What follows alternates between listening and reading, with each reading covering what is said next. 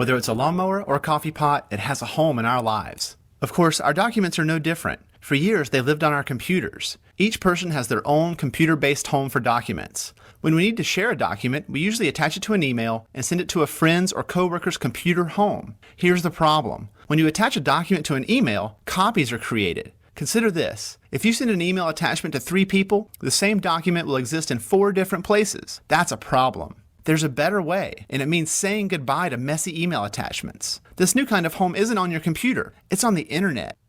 And that makes sharing and collaborating on documents much easier and gives you full control over who can see and access your documents. Here's the basic idea. Instead of attaching a document to an email, let's switch it around and look at how we can attach an email address to a document. Meet Sam. Sam is the editor of a neighborhood newsletter called the Oak Tree View. She works with local writers who would like to publish articles in the newsletter. Sam loves her job, but often feels frustrated when time is wasted managing all the articles. It's a familiar problem. Each month, writers send her draft articles as email attachments. She reviews them and sends them back with comments. One article might create 6 different versions of the same file, not to mention countless emails. Sam often feels buried by all the email attachments. She finds it hard to keep track of all the versions being sent to her from the writers. As the deadline looms, frustration rises. Something has to give. Sam decides to try something new, Google Docs. Here's what happens. First, she visits the Google Docs page and creates a free Google account. She logs in, and because some articles were already written, she uploads the current drafts right from her computer. With a snap, Google Docs turns the offline articles into online versions. Now, all she needs to do is invite the writers to collaborate on the documents. Here's how. She clicks Share, inserts email addresses, and clicks Invite Collaborators.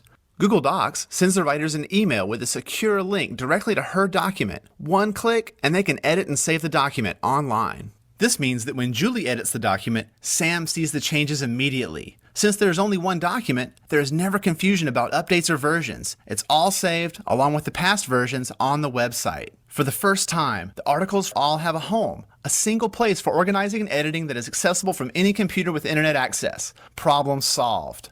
What's really cool is that this problem isn't just solved for documents, but also spreadsheets and presentations. All 3 can now have a secure home on the web that works exactly like Sam's documents. Sam is relieved. Without having to deal with attachments, multiple versions, and all that clutter, she can be an editor instead of a document master. And for the next newsletter, not a single email attachment is sent, and Sam beats the deadline by a week. Sharing documents made simple, and all for free.